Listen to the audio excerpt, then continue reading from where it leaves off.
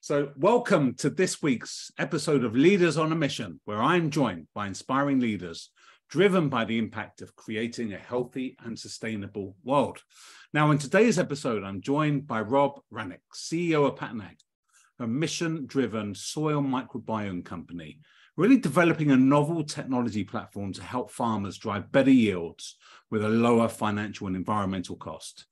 And I've got to know Rob pretty well over the last few years. And Rob, it's a pleasure. Thanks so much for giving me the time and coming on. Thanks for having me, Simon. It's a pleasure to be here. Now, tell me, Rob, as we go back, let's look at some of the, let's take it back a bit and look at some of the, I'm just thinking about some of the key forces that really help shape some of your kind of influences as you grew up and, as you look at where you are now, as it were. Well, relative to what we do, at Pattern Ag, I would say a couple of the key influences are that I'm a fifth generation Nebraskan. My dad was a small town family doctor and really had a reverence for small town Midwestern values that he transmitted onto me. And so that's definitely relevant in terms of our customer base here at Pattern. And my mother was a biochemistry professor who really had a reverence for science and the scientific method.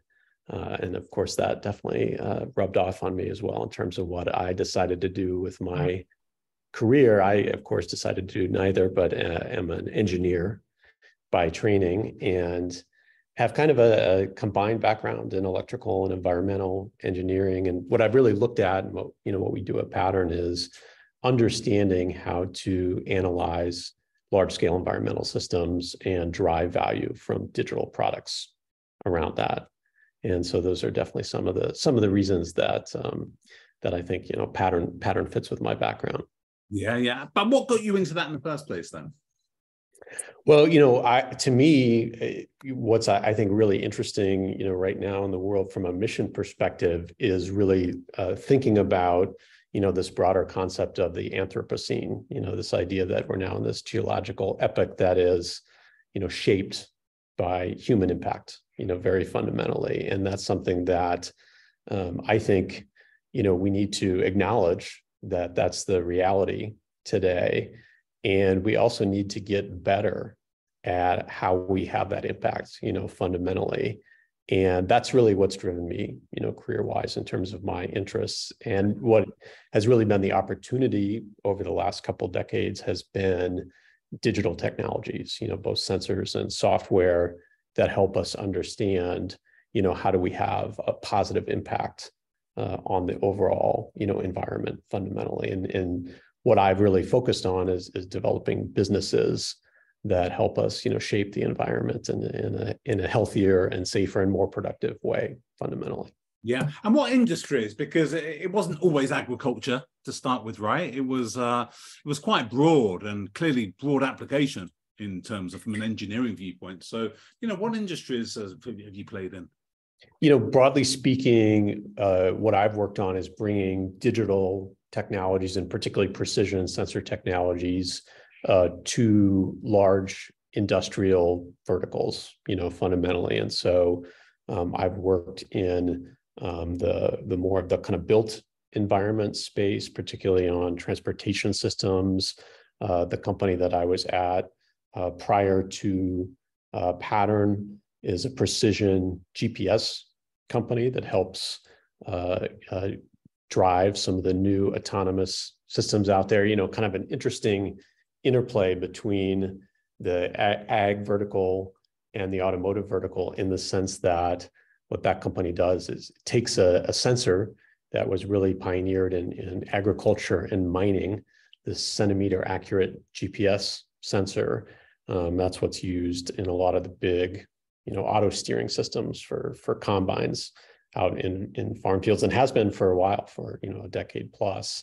And has re-architected that technology to bring it into automotive for self-driving vehicles of various types. And what you see there is really a technology transfer, from ag into automotive. When I was there early on in around 2015, I used to joke that when we talk to our customers, who are using that technology, that the average farmer that was using what's known as RTK in the ag space, that was using RTK technology, actually knew about as much as the average automotive engineer within, one of the big three automotive companies. And that's changed today, as those companies have adopted that precision GPS technology. But it's a great example of ag technology really impacting another industrial vertical.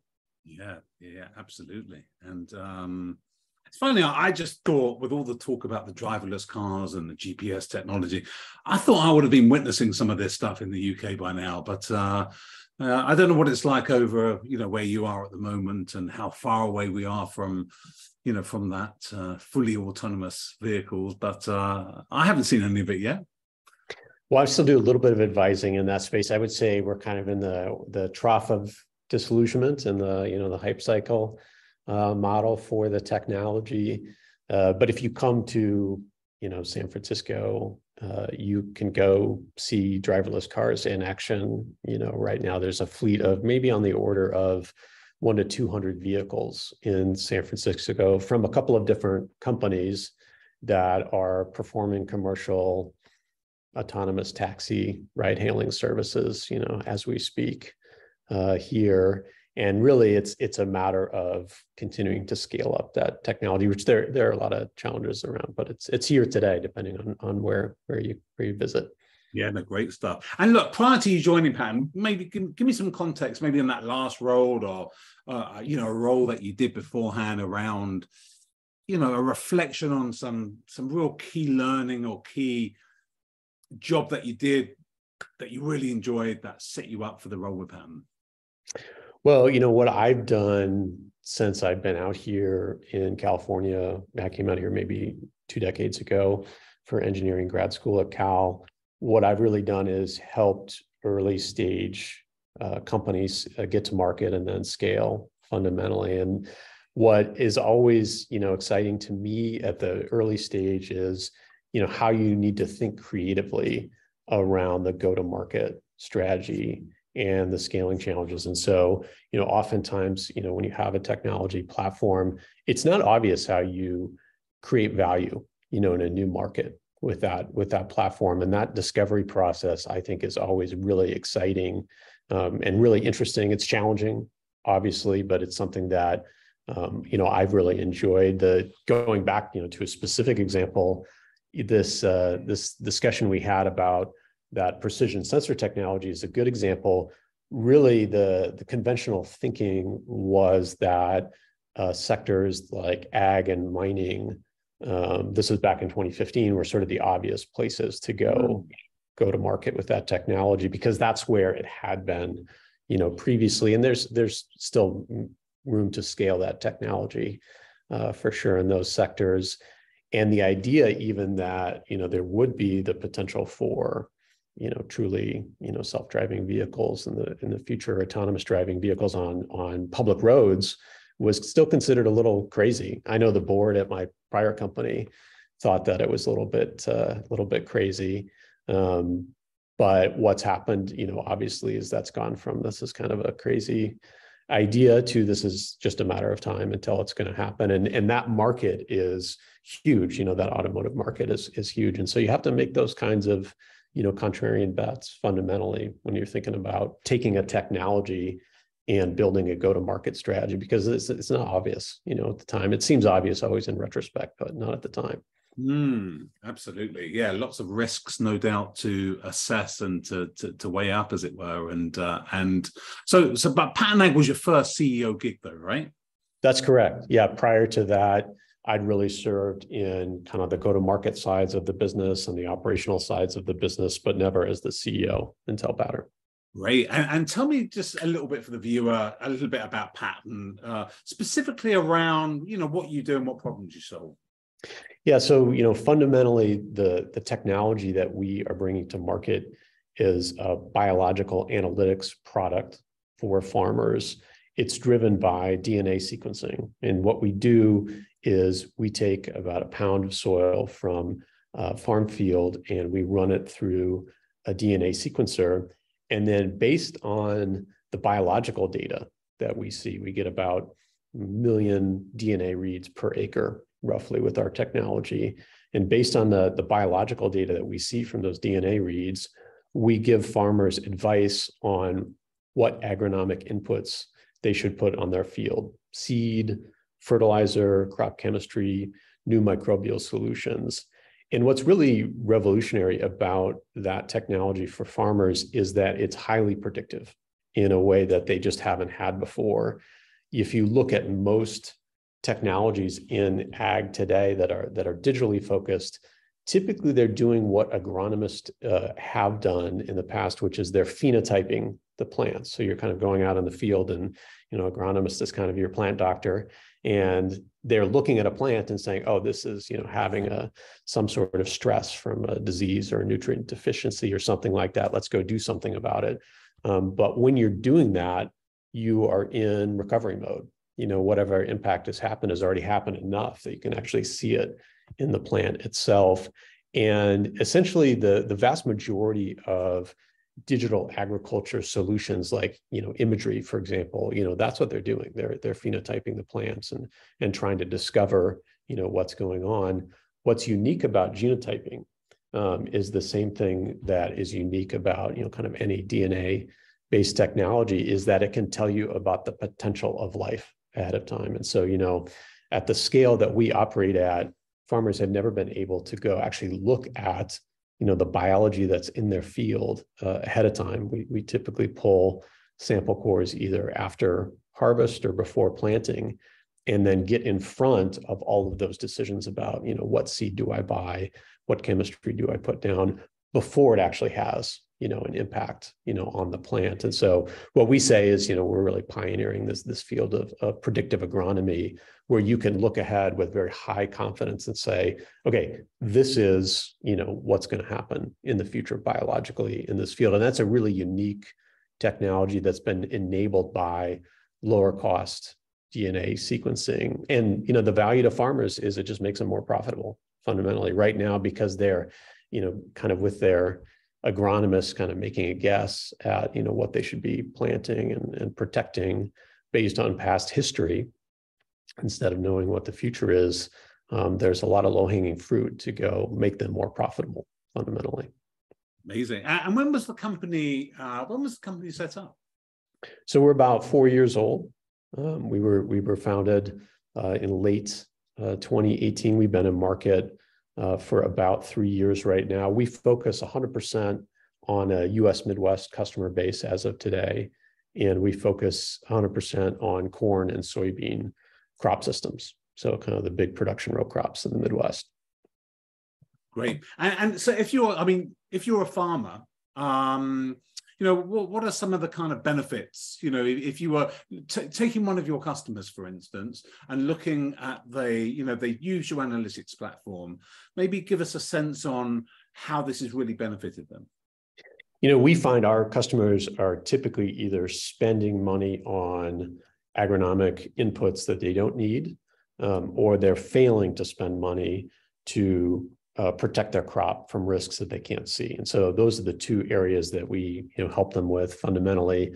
One example in corn of that first thing is corn rootworm, which is a super nasty pest that'll go eat your corn roots and cause pretty devastating yield loss when you've got a bad infection from it, but you can't see it. The adult beetles, you see them in the summer, but then they lay these 1 millimeter diameter eggs in your soil right before the fall, and they kind of fly around randomly to go lay those eggs. And so in any given year, about 20% of US cornfields actually have risk for corn rootworm, but 80% are buying pretty expensive trait and chemistry packages to protect against it. And that's a big delta, and a lot of money being left on the table by farmers of that 60% over protection. And there's a reason for it, which is they just don't have a high confidence way of predicting what's going to happen in that field without our technology. But our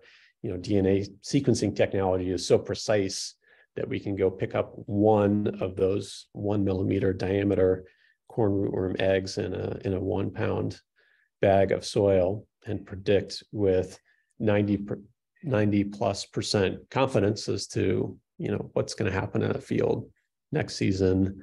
For soybeans, a good example of, where there's an opportunity for farmers to increase their yield there is that you have a lot of soybean cyst nematode in fields that farmers can't see in the phenotype of their plants. It doesn't quite have enough impact to actually change the phenotype, but they still causes them to lose about, call it 5 bushels per acre of yield per year. And so that's, where we go in and we run our diagnostic and say, oh, you've got this. There's relatively low cost, $12 an acre treatments that you can use to go protect against that. You can, make an additional, about $50 or $60 an acre per year by going and looking at that. And typically what we find our farmers have been, because they can't see it, they've just been assuming it's some other problem, like a fertility problem, have been spending a ton of money on kind of the wrong thing. And so we just go help them spend money on the right thing, fundamentally. Is this a whole paradigm shift then? This soil, it's like essentially the soil microbiome we're looking at here, for instance, and looking at the whole biological kind of setup of the soil. Has this not been done before?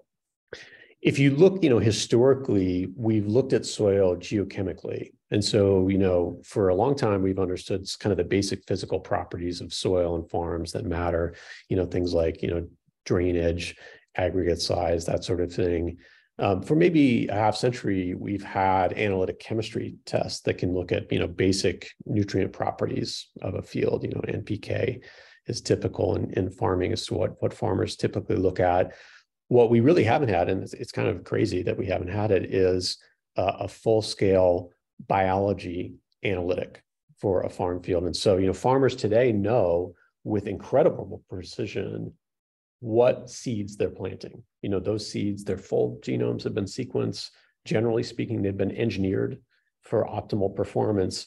But if you look at that ecosystem around the seed, it's not an exaggeration to say that farmers really don't know much at all about that biology in their field. And neither do the major input companies today. And really the reason has been, it just hasn't been economical or feasible to go understand that biology at scale. And that's what we bring to this equation. So we see, the future of, diagnostics for agriculture being, heavily anchored on understanding the biology of that field for, pretty obvious reasons. The biology is, what you're trying to control at some fundamental level. Got it. And so this is like metagenomics, isn't it? Essentially, it's that's the technology that underpins it, right? The technical term for what we do is metagenomics. And, the genomics part just means DNA sequencing. And the meta just means that we're taking a broad look at, the biological profile of that soil. And that profile is often called the microbiome. And what a lot of people don't realize, scientifically, is that every pound of soil, that we get into our lab has, hundreds of billions of individual organisms in it. It has maybe 50,000 unique species just in that 1 pound bag. And as we sit today, half of those species, about 25,000 or so, are undiscovered scientifically, meaning that, they don't have a Latin name. No one knows what they do functionally. No one's ever sequenced their genome. And so we call that microbial dark matter. So there's a lot of unknowns just at a very fundamental scientific level from a soil biology perspective. Amazing. So I can't believe that amount. 50,000 per pound of soil. Yeah, it's its own little kind of microcosmos in there. We analogize a lot of times what we do to, something akin to, deep sea exploration. It's this little universe that's, just under our feet that we actually don't know that much about still. I'm just thinking, changing the subject. I go and take my dog for a walk, and I come back and I'm cleaning his feet in a bucket, and I'm sometimes emptying the bucket in the side of the sink. That's probably not a good thing to do, is it, really? I think that's fine. I mean, there's tons of microbiomes. So the soil microbiome is just one microbiome, but you have a gut microbiome as a human. That's a hot area of health tech investment right now, it turns out that that is hugely influential on a lot of health and disease risks for humans in ways that we are just beginning to understand. You have a skin microbiome, your dog has a gut microbiome of their own. And so there's just all of these microbiomes out there. Out of all of them, the soil microbiome is really the most complex system that's out there because it's such a foundational piece. It's kind of like soils and oceans are the big ones. Amazing. Yeah, incredible. So are you literally, when you discover these organisms, are you sequencing everything? Are you putting it into a data set and then sequencing the DNA of each organism that you come across? Yeah, the way our technology works, it's the technical term is called next generation sequencing. And so what we're typically doing is we're breaking up the DNA strands in the sample that we get, and we're sequencing about 150 base pairs of DNA for each of our samples. And so that's what we're looking at, foundationally. Now, we also then, for our key target organisms, we have, our equivalent of the human genome sequencing project here at Pattern is kind of the bug sequencing genome project. And so for key targets like corn rootworm or soybean cyst nematode or anything that we're really focused on from an agronomic perspective to help farmers, we will actually get that organism in and we will sequence its entire genome. And that's to make sure that we have the highest possible level of precision of our tests when we're going out and looking. And, there's a lot of downstream opportunities around that. You may be familiar with some new kinds of resistance, that are occurring in some organisms against some of the small molecule chemistry that people use, right now to protect their fields. And of course, those resistance vectors are encoded genetically in the organisms themselves. And so a lot of interesting kind of downstream opportunities with that sequencing work. Absolutely. And especially with some of the challenges with the regulatory pathway with some of the kind of herbicides, for instance, out there, and I suppose the lack of innovation and the lack of new products that are in the marketplace, right? From a crop protection's point of view. Yeah, I mean, if you kind of step back, if you look at the industry as a whole, there's a huge amount of energy and excitement around what are called biological solutions in agriculture, where instead of putting down, a traditional, small chemistry molecule to go have an impact, you put down a microbe instead. And, there's kind of a notional view that over the long term, anything that you can do with chemistry, you can do by leveraging biology instead, and you can have the same, productivity outcomes with a very mitigated environmental impact. And we're still really early, in that transition, but that's what, people are really excited about. And we're certainly excited about, broadly speaking. If you look kind of a longer term trend, just in terms of, kind of the grams per acre of active, chemistry ingredients, that we put down on ag fields in the US, the long-term trend is down, and it's going to continue to go down as we've gotten more efficient and more aware of impacts environmentally on fields. Fundamentally, we've just gotten more efficient about how we apply chemicals. And that's my general expectations is this biology will be a lever for us to get more and more efficient and just use, chemistry where we need it. And that's a good thing. Yeah, absolutely. And tell me, what's been like for you, the biggest challenge as an early stage CEO going into kind of Pattern when you reflect back? To me, I've done a lot of early stage work, and the biggest challenges are always informational challenges. When you start off, you're just in the dark in a variety of ways, around some of the characteristics of your technology platform, around understanding your channels to market, around understanding the competitive landscape and opportunities. And you've really got to be focused on how do I go turn on the lights for myself at that early stage. And in some cases, that's learning and, getting advice about what's going on, in the industry or with the technology. In some cases, no one knows because you're innovating in a new space and you've got to go figure it out yourself. And of course, the key to that, as with everything else, is really going and finding the right team fundamentally, because they're the ones who help, turn on the lights at a larger scale. Yeah. But it must be a big learning curve for you personally, though, when you come from the background, the more kind of engineering background now into the world of DNA sequencing and soil microbiome, and it must be when you're trying to get your head around that to make decisions, that must be a big challenge in itself. Without question, yeah. So some of the parts of the business that I'm really familiar with are kind of the analytics side and thinking about how to use digital products to go drive, customer benefits. And I should note that we've got a lot of engineering, internally at Pattern. So, we design and manufacture some of our own equipment, very sophisticated robotic equipment, just because to get the levels of throughput that we require for our process, there's nothing out there that we can go purchase. But I'm very fortunate to have a Chief Scientific Officer, Dan Ju, who is a really early computational biologist and who really knows, that space. And so he's really my life sciences thought partner, and someone who's taught me a lot about, what's going on from the genomics side of the world. I think you're a frustrated biologist at heart, really, aren't you? I can tell. Well, I was raised by a biochemistry professor, so there's something in my background there. Yeah. Oh, look, it sounds really, exciting. Just tell me a little bit like where the company is right now.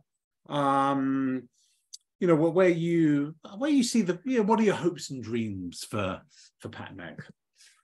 Well, right now we're really strong in the U.S. Midwest in terms of our product for corn and soybeans, and our team has done an exceptional job of scaling, out that product, both from a commercial perspective and an operational perspective. I'm really excited about some of the science that we're generating around predictive ag. You'll see more of that from us this year. One of the things that we're really looking forward to is that we signed a deal with Lavoro, which is the largest ag retailer in Brazil. And so we'll be taking our technology to those similar kind of production row crops in Brazil. And Brazil, as you know, Simon, is really a leader with the U.S. in corn and soybean production. In fact, is surpassed the U.S. in soybean production. So very similar types of crop systems, but a new geography that we're really excited about.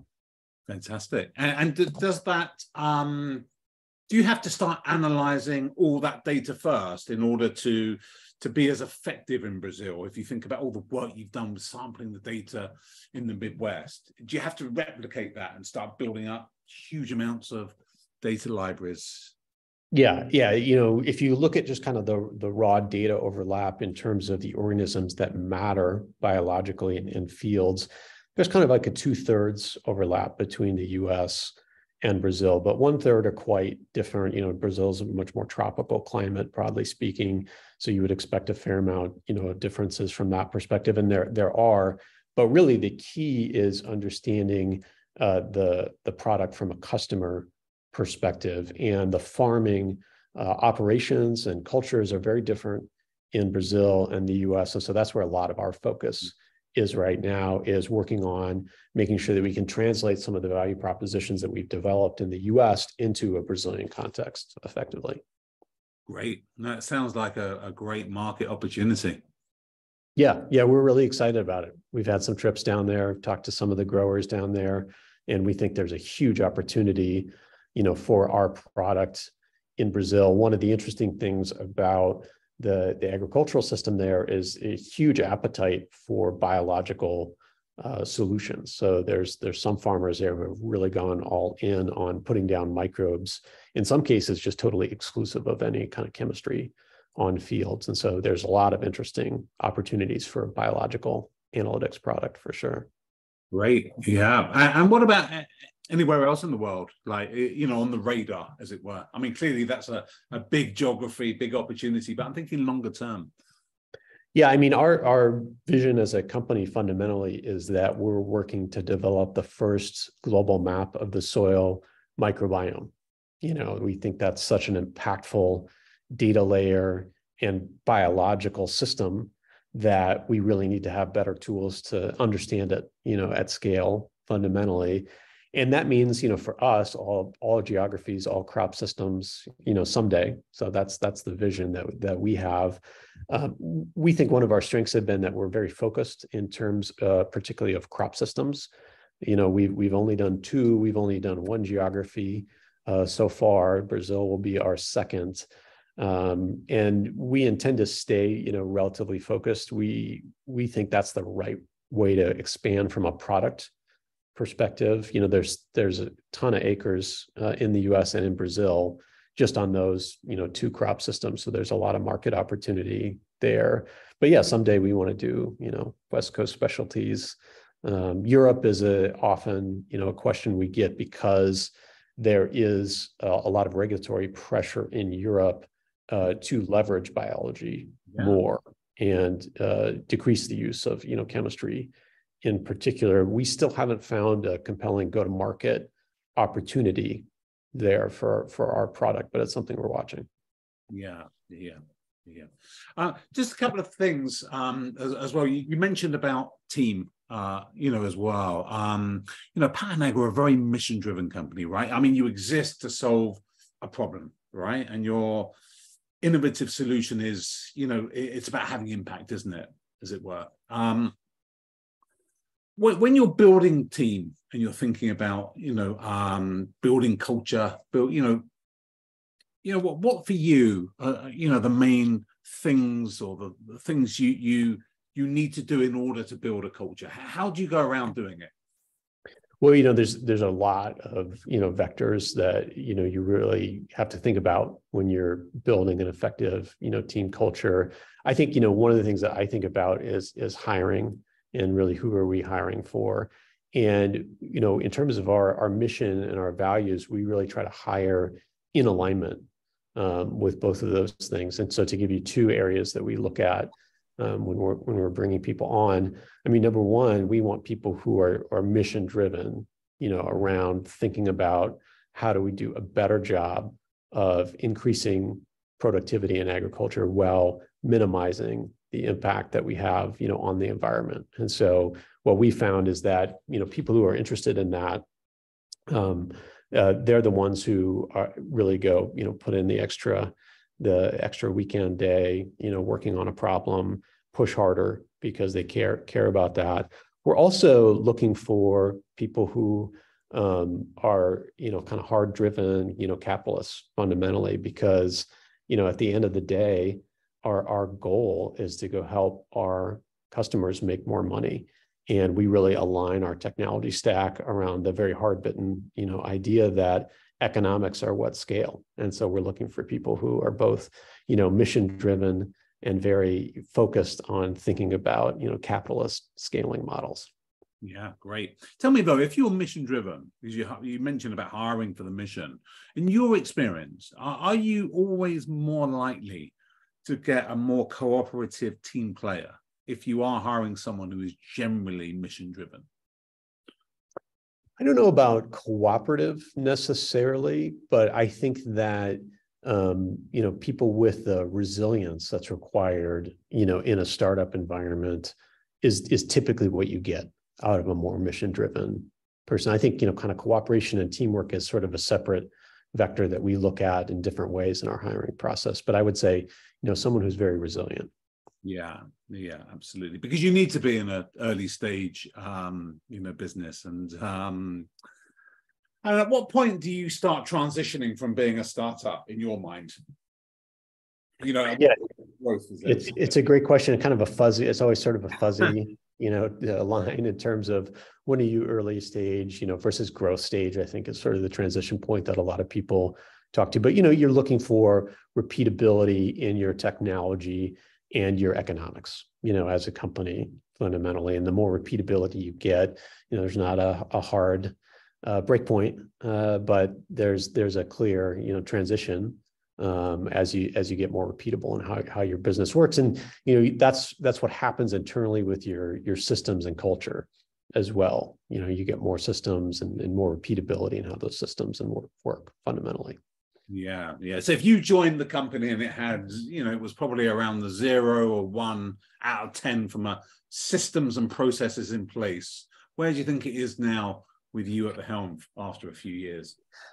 Yeah, that's a good question. I'll tell you somehow I think about it. I'm always looking for the minimum necessary process for our stage. Right. So that's my guiding line to my team, is that I don't want a ton of excess process. That slows things down. Speed is determinative.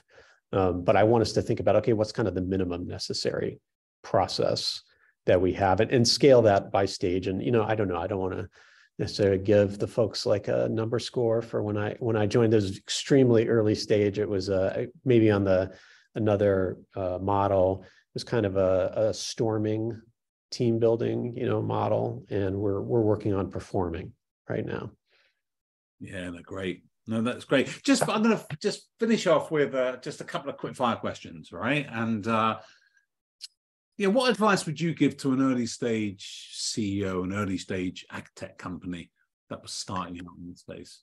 I think, in general, always think about, your customers first and how you can, provide positive impact for them, because if you can go do that, nothing else really matters. And, in ag tech in particular, that's critical with farmers. Fundamentally, they're entrepreneurs, and if you go improve their economics, they'll go scale with you. Okay, great. Some great advice you've received that you use on a regular basis. One of the things that I've always appreciated in terms of advice has been, thinking about early stage investment, is that what it really is fundamentally is permission to go pursue a thesis. And I think that's a good way to think about it for early stage CEOs. And I like in particular kind of the rigor of that scientific mindset around pursuing that thesis and always iterating and heading towards the truth fundamentally. Great. And a final question, a leader you've been inspired by? Well, I'm a huge fan of American history, and so I'm kind of a sucker for the Lincoln Grant combination. I think that they had the right balance of idealism, understanding what needed to be done at a critical juncture in American history, and practicality of how to actually go get it done. I think that's a winning combination in all sorts of leadership. So I certainly aspire to that combination. Okay, great. Okay. Look, Rob, thank you. I could chat to you all day about this, but I know you're a busy man. So, but I really appreciate you coming on the show and sharing, giving your time. Really enjoyed the chat with you. Simon, my pleasure. Thanks for having me.